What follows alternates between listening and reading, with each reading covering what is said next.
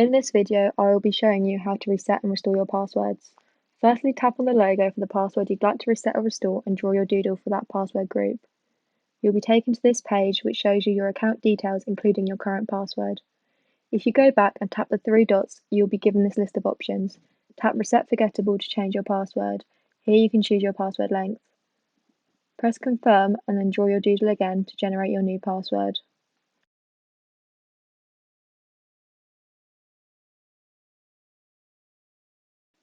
You can copy and paste this new password when changing your password on that website. If you go back and tap the three dots again and click Edit, you'll be taken to this page.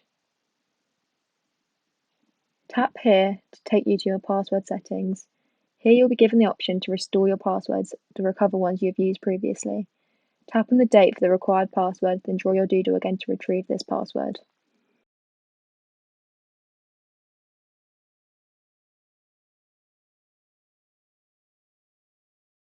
Here you can see the password you have just recovered.